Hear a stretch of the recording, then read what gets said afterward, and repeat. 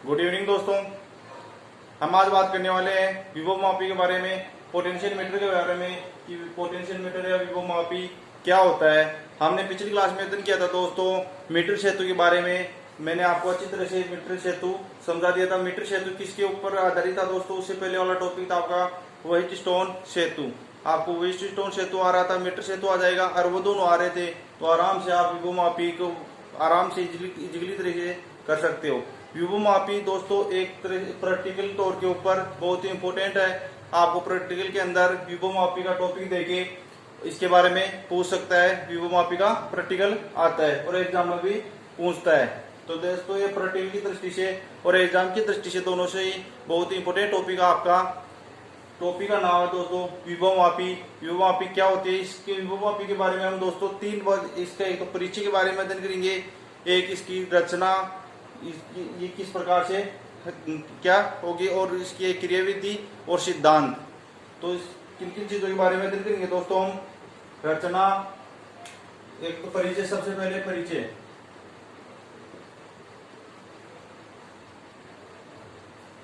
परिचय में क्या होगा दोस्तों? विभवमापी में सबसे पहले परिचय, इसका नॉर्मली परिचय लिखिए दोस्तों आप कि परिचय में क्या होगा। विभवमापी के किसी शेल का विद्युत वाहक, विभवमापी किसी शेल का विद्युत वाहक बल, विभवमापी के किसी शेल का विद्युत वाहक बल या परिपथ के दो सिरों के बीच उत्पन्न विभवांतर, कि परिपथ में दो सिर होते हैं तो या परिपथ में दो सिरों के बीच उत्पन्न विभवांतर, परिपथ में दो सिरों के बीच उत्पन्न विभवांतर, कि परिपथ में दो सिरों के बीच उत्पन्न विभवांतर मापने का, परिपथ में दो सिरों के बीच उत्पन्न विभवांतर मापने का क्या होता है दोस्तों? एक उपकरण होता है मापने का, शुद्ध उपकरण है। ये विभवमापी है क्या? तो क्या है दोस्तों? विद्युत वाहक बल या परिपथ के दो बिंदुओं के बीच उत्पन्न विभवांतर मापने का एक शुद्ध उपकरण है। आपका हो गया दोस्तों परिचय हो गया। अब नीचे लिखो दोस्तों सिद्धांत।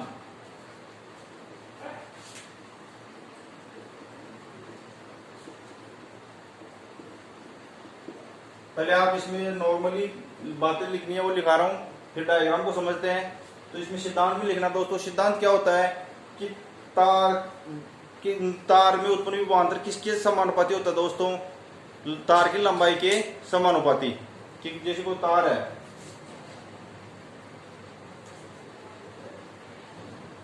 तो इसमें जैसे ये बिंदु ए है और ये बिंदु ले लिया हमने सी, इसकी लंबाई है एल।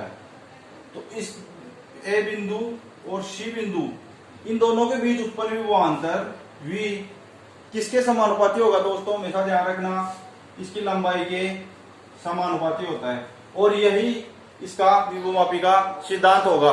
विभवमापी का सिद्धांत ये होगा कि इसके तार के दो बिंदुओं के बीच उत्पन्न विभवांतर तार की लंबाई के समानुपाती होता है, और यही विभवमापी का सिद्धांत होगा। तो दोस्तों आप नीचे लिखना सिद्धांत। सिद्धांत में लिखना दोस्तों, जब एक समान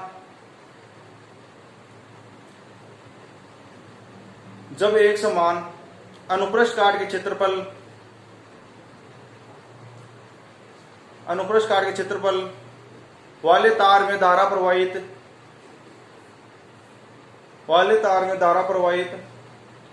करते हैं तो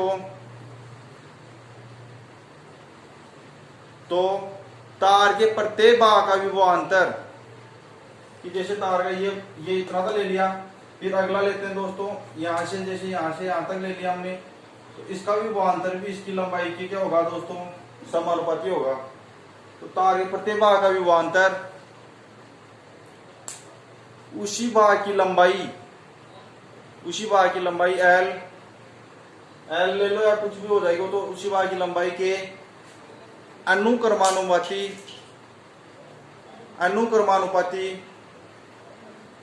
होता है। अनुक्रमानुपाती होता है। ये हो गया दोस्तों आपका सिद्धांत। अब बात करते हैं इसकी रचना की, ये विभवमापी की किस प्रकार से, इस विभवमापी का निर्माण किस प्रकार से क्या करते हैं। तो इसमें लिखना दोस्तों रचना।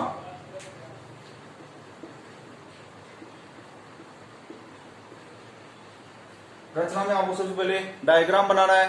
तो डायग्राम पहले समझ लो, फिर बाद में बनाना। इस प्रकार से डायग्राम बनाना है। क्या लेते हैं दोस्तों, एक समान अनुप्रस्थ, ये एक समान मोटाई का जो है ये तार लेते हैं हम, जो किसका बना होता है दोस्तों, मैंने पिछली वाली क्लास में आपको बताया था मीटर सेतु में कि किसका बना होता है, मैग्नीशियम या कांस्टेंटन का ये तार बना होता है। विद्युत प्रतिरोधी तार होता है ये ए और बी। सबसे पहले हम लेते हैं इसमें ए और बी बिंदु, ए और बी तार लेते हैं। अब क्या करते हैं दोस्तों, तार के ऐसी रेसी क्या जोड़ते हैं, एक बैटरी लगाते हैं ऊपर। तो बैटरी लगी हुई होती है, बैटरी के धन शिरा किससे जुड़ा होता है दोस्तों, हमेशा ध्यान रखना, तार के ए सिरे से। यानी कि इस प्रकार से समझो कि तार का ए सिरा किससे जुड़ा होता है, बैटरी के धन ध्रुव से, और बैटरी का ऋण ध्रुव किससे जुड़ा होता है, कुंजी धारा नियंत्रक से, धारा नियंत्रक के द्वारा तार के बी सिरे से, कुंजी धारा नियंत्रक के द्वारा तार के बी सिरे से जुड़ा होता है। तो ये ऊपर वाला जो भी बैटरी, कुंजी और धारा नियंत्रक जुड़े हुए तार के ए और बी सिरे किस प्रकार से जुड़े कि बैटरी का धन ध्रुव तार के ए सिरे से और बैटरी का ऋण ध्रुव कुंजी धारा नियंत्रक के माध्यम से तार के बी सिरे से जुड़ा हुआ होता है। अब बात करते हैं दोस्तों सेल की। नीचे वाले भाग में क्या जुड़ा होगा हमारा, सेल, जो कि हमारे को ज्ञात करना है। अज्ञात सेल होता है वह, तो अज्ञात सेल होता है, उसके धन ध्रुव किससे जुड़ा होता है दोस्तों, तार के ए सिरे से जुड़ा होता है। और ऋण ध्रुव किससे जुड़ा होता है, धारामापी और सर्पी कुंजी। इसको क्या बोलते हैं दोस्तों, सर्पी कुंजी या जोकी, सर्पी कुंजी।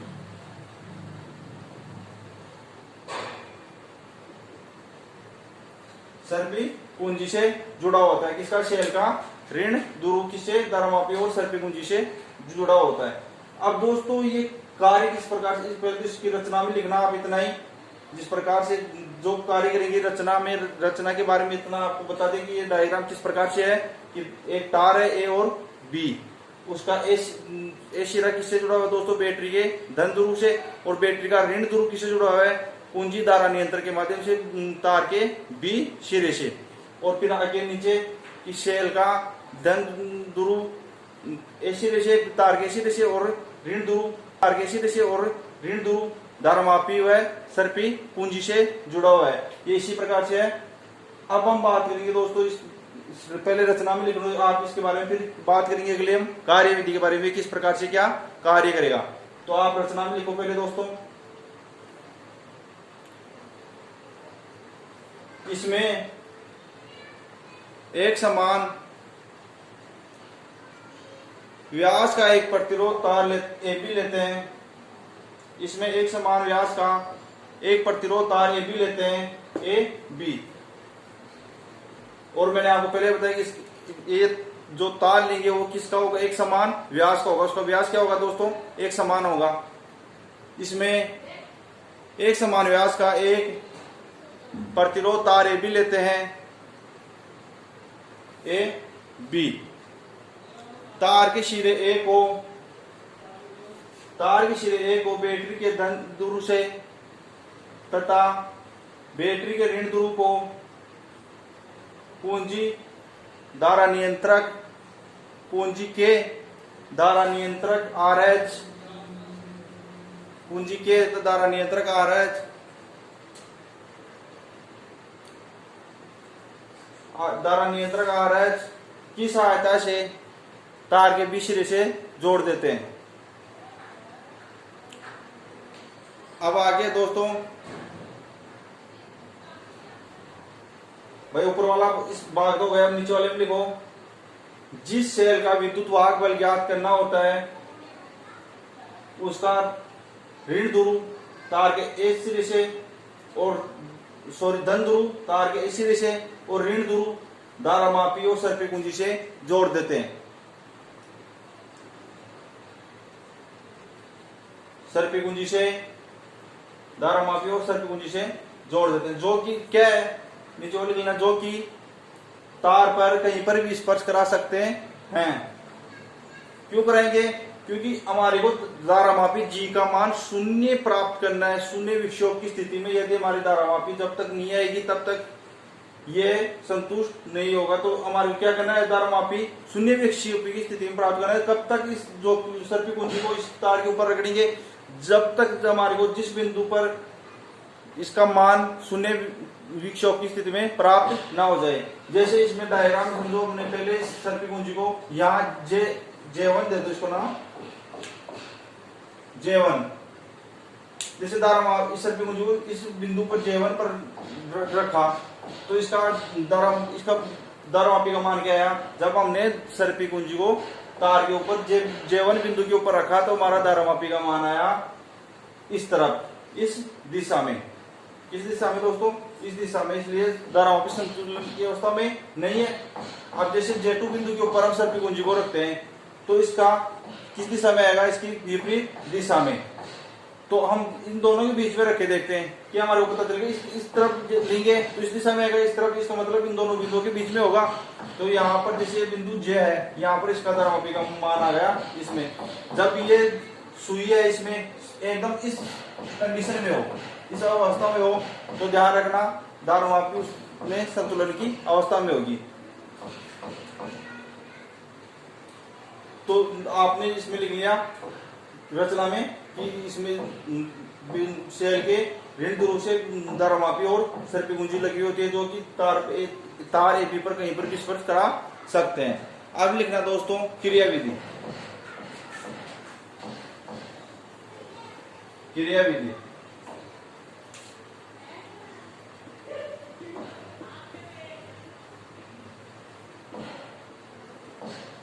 क्रियाविधि में ये किस प्रकार से क्या कार्य करेगा। तो दोस्तों इसको समझना कि जब यहां से बैटरी के द्वारा इसको धारा दी जाती है तो धारा की इधर से किधर आएगी दोस्तों? इधर से ए बिंदु के ऊपर आएगी, फिर ए बिंदु से इस सेल की तरफ इधर आएगी और फिर धारामापी और जोकी से होती हुई जाएगी। और जब सेल से धारा दी जाती है तो ये किधर जाती है दोस्तों? इधर जाती है, यानी इसके विपरीत आती है। ये इधर जाती है और ये इधर क्यों नहीं जा रही दोस्तों?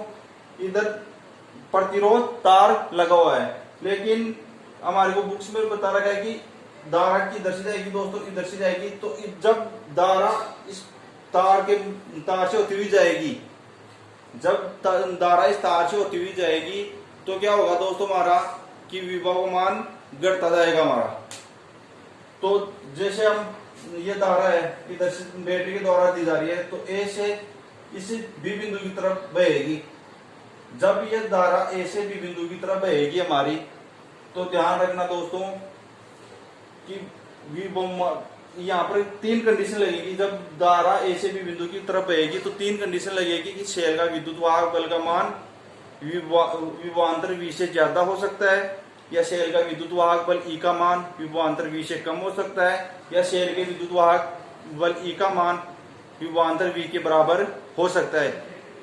इस तार से धारा बहने के लिए इसके लिए तीन कंडीशन होंगी। वो तीनों कंडीशन आप पहले क्रियाविधि लिखिए, इसके बारे में तीनों कंडीशन लिखवाता हूँ। तो दोस्तों आप क्रियाविधि में आपने समझे कि किस प्रकार से किधर जा रही है और ये किस प्रकार से क्या कार्य, सर्पी कुंजी क्या कार्य करेगी, ये संतुलन की अवस्था में कब होगी।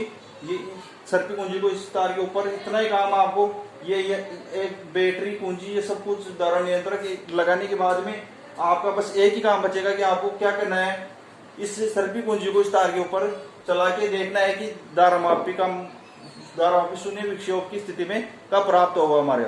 जब ये शून्य विक्षोभ की स्थिति में प्राप्त हो जाए तो समझ लेना आपने ये प्रैक्टिकल कर लिया है। तो इसमें कार्यविधि में लिखना दोस्तों, बैटरी से विद्युत धारा विभवमापी के तार के सिरे ए से बी की ओर की धारा विद्युत धारा तार के सिरे ए से बी की ओर प्रवाहित तो होगी, लेकिन मैंने क्या बताया तीन कंडीशन होंगी।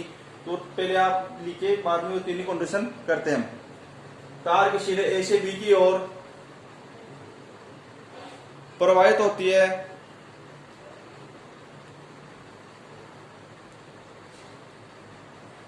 ए सिरे से बी सिरे की ओर चलने पर, ए सिरे से बी सिरे की ओर चलने पर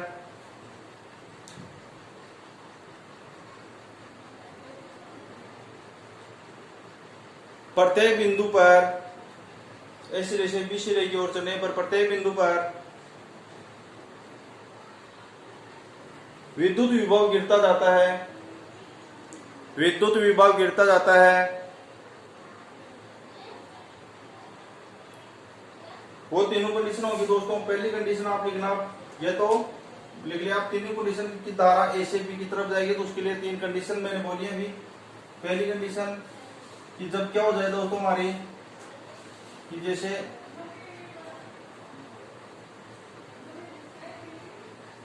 V की विद्युत वाहक बल, V की विद्युत वाहक बल E का मान किससे ज्यादा हो, कम हो, विभवांतर से कम हो। दूसरा, इसका विद्युत वाहक बल E का मान V से ज्यादा हो। और तीसरा, विद्युत वाहक बल E बराबर हो इस विभवांतर V के। तो इसमें एक नंबर लगाना दोस्तों।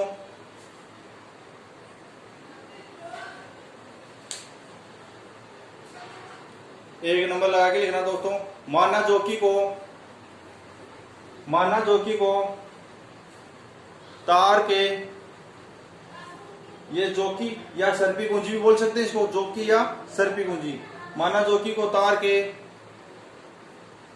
एक ऐसे बिंदु J1 पर स्पर्श कराते हैं, एक ऐसे बिंदु J1 पर स्पर्श कराते हैं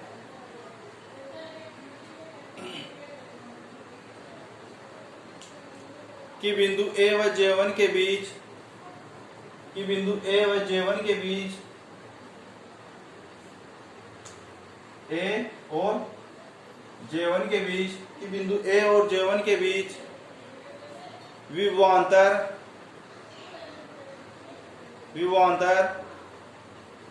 शेल के विद्युत वाहक बल से, शेल के विद्युत वाहक बल से कम हो। इन दोनों को उल्टा कर लेना, शेल के विद्युत वाहक बल से कम हो।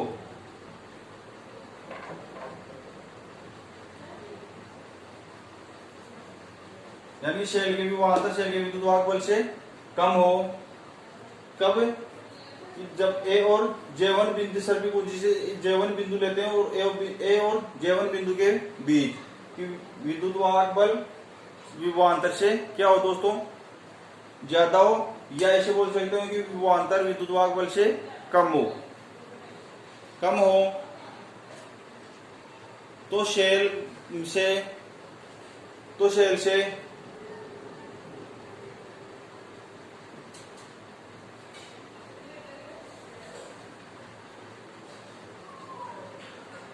धारा की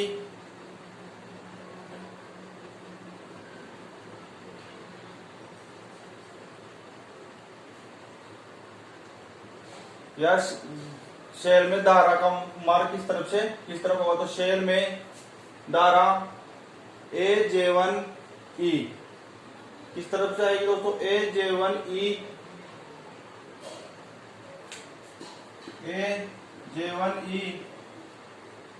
से, या AJ1E मार्ग से, ये मार्ग हो गया, AJ1E मार्ग से धारामापी में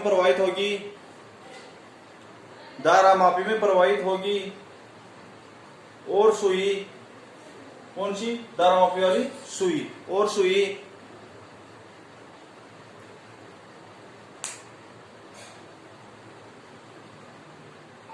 एक दिशा में विक्षेपित हो जाएगी, एक दिशा में गिर जाएगी, जैसे इस दिशा में आ गई, एक दिशा में विक्षेपित हो जाएगी। 2 नंबर लगाना दोस्तों।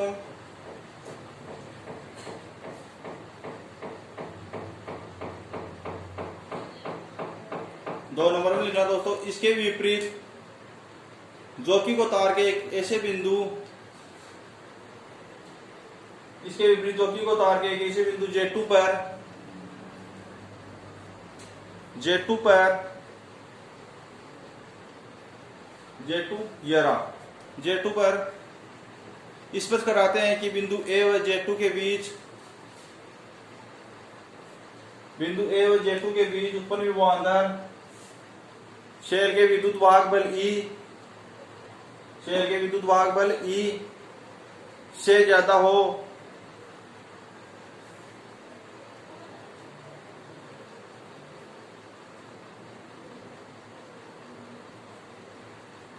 तो धारामापी की सुई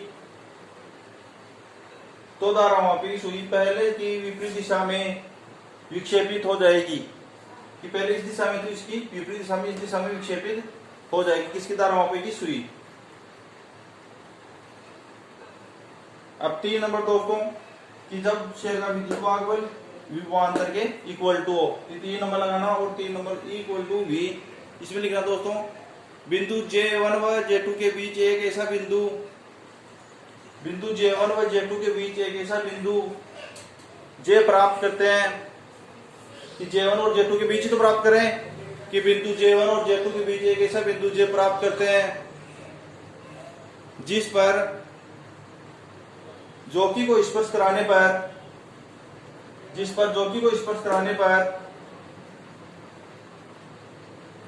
धारामापी में कोई विक्षेप नहीं होता। धारामापी में कोई विक्षेप उत्पन्न नहीं होता। यह शून्य विक्षेप की स्थिति कहलाती है। इस बिंदु को शून्य विक्षेप बिंदु भी बोलते हैं।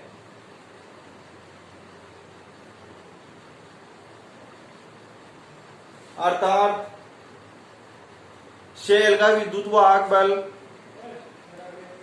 विभवांतर के बराबर होता है। शेल का विद्युत वाहक बल इसके विभवांतर के बराबर होता है।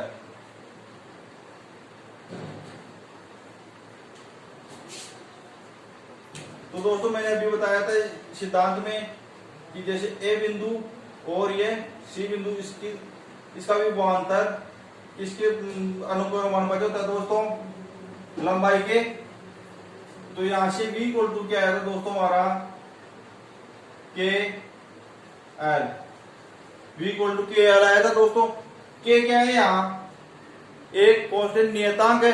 के क्या है नियतांक है। तो दोस्तों यहाँ 3 नंबर में नीचे लिखना कि E equal to V equal to ये संतुलन की अवस्था में तभी तो हो रहा है कि विद्युत वाहक बल विभवांतर के बराबर आ रहा है। तभी तो ये हमारी धारामापी एकदम इस अवस्था में आ रही है। नहीं तो इस दिशा में आ रही थी और इसकी विपरीत दिशा इस दिशा में आ रही थी। और ये संतुलन की अवस्था में कब हुई कि जब विद्युत वाहक बल विभवांतर के बराबर हुआ।